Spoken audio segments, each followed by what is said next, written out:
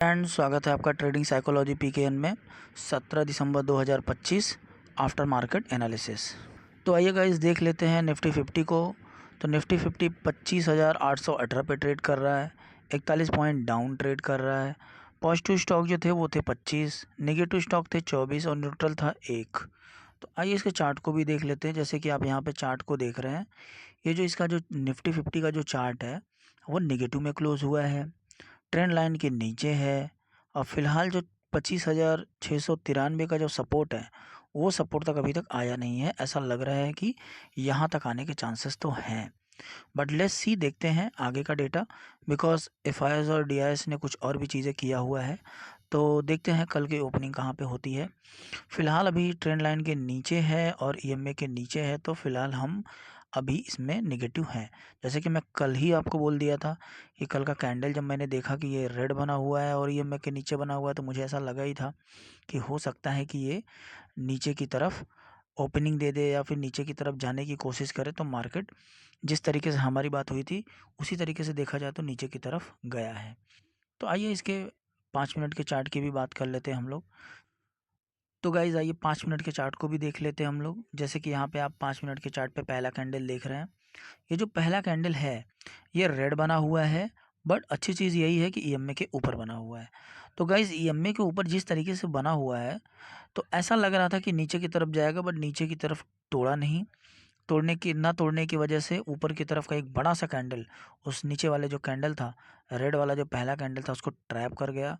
और ट्रैप करने के बाद ऊपर तेज़ी से गया, लेकिन ऊपर की तरफ जाने के बाद अगर आप यहाँ पे देखेंगे, जो पहला कैंडल यहाँ पे जो क्लोज़ हुआ, ये जो सेकंड कैंडल है, वो यहाँ के बाद कंटिन्यूटी नहीं दिखाया।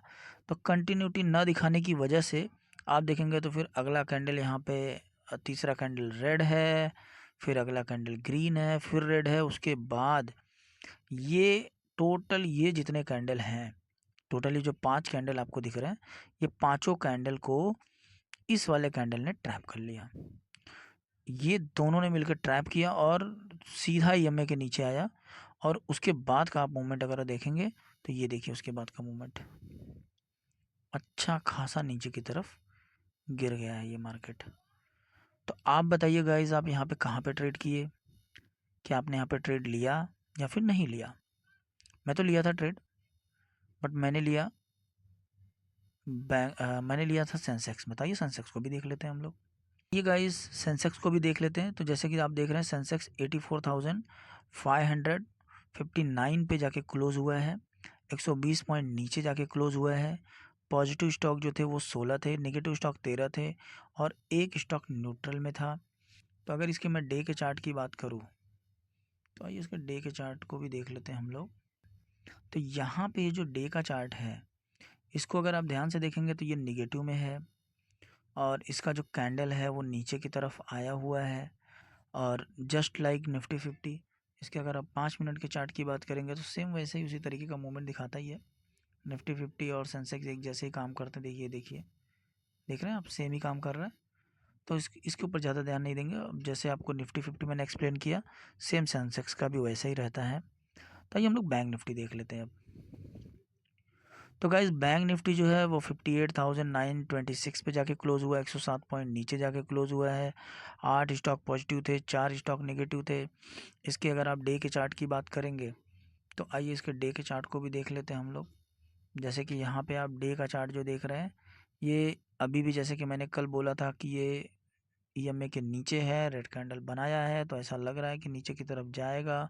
तो आप देख भी रहे होंगे कि यहाँ पे जो कैंडल बना हुआ है वो सपोर्ट पे बना हुआ है और ईएमए के नीचे बना हुआ है और रेड बना हुआ है, जैसे कि हमारी बात कल हुई भी थी और अनुमान भी था कि ये रेड बनाएगा।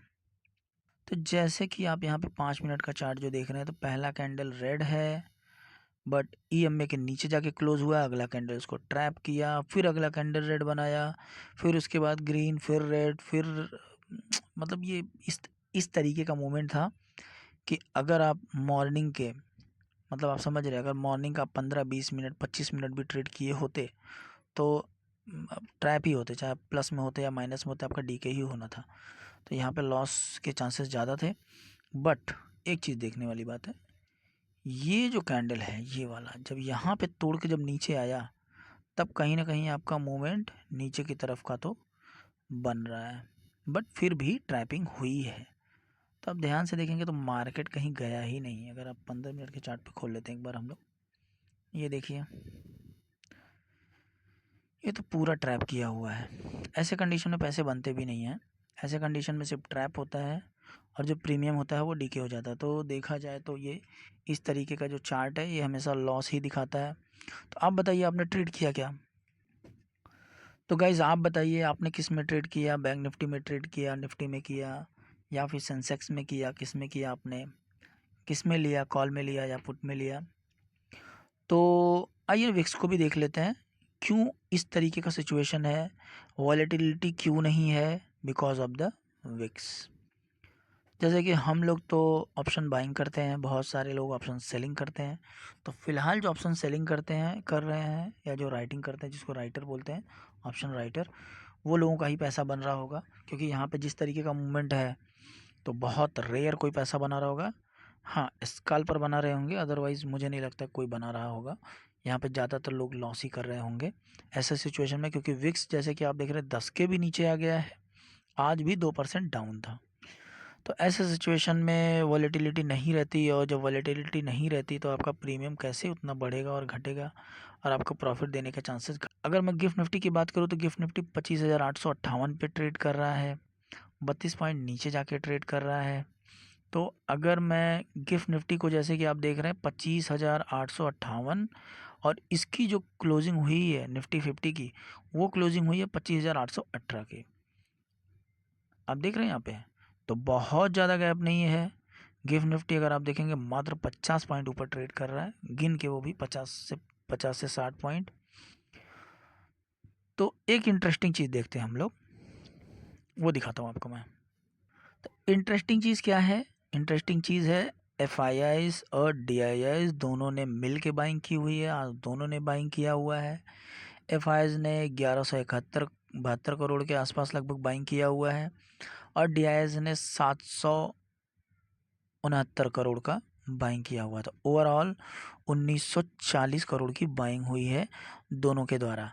तो कहीं ना कहीं जो ये जो सिचुएशन है, जो आप FIIs और DIIs की जो आप बाइंग देख रहे हैं, तो इतना बाइंग होने के बावजूद, जबकि दोनों ने बाइंग किया हुआ है, तो भी गिफ्ट निफ्टी अगर ऊपर नहीं जा रहा है, तो गाइज़ मॉर्निंग में देखेंगे तो गिफ्ट निफ्टी किस तरीके से है और क्या होता है, मार्केट गैप अप खुलता है या नहीं खुलता है। जैसे कि सिचुएशन अभी भी नेगेटिव बना हुआ है, मार्केट जो है नीचे की तरफ ट्रेड कर रहा है।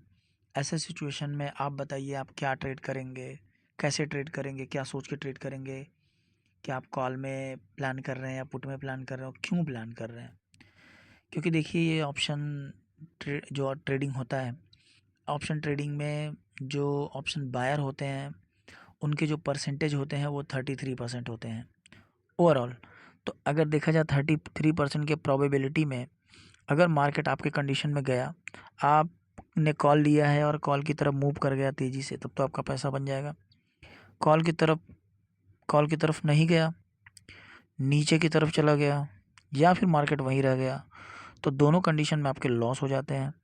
तो आप क्या सोच के ट्रेड करेंगे, क्या देख के ट्रेड करेंगे, क्या आप ट्रेड नहीं करेंगे? Because no trading is also called as the trading.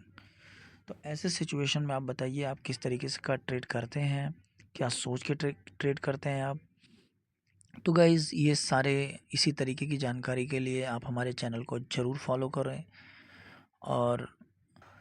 और जब भी ट्रेड करें अपने फाइनेंशियल एडवाइज़र से ज़रूर पूछें। फाइनेंशियल एडवाइज़र से पूछने के बाद ट्रेड करें, बिकॉज़ यहाँ पे सबसे ज़्यादा कुछ होता है तो वो होता है लॉस। तो आप फाइनेंशियल एडवाइज़र से ज़रूर पूछें, सोच समझ के ट्रेड करें। Thank you so much, have a great day.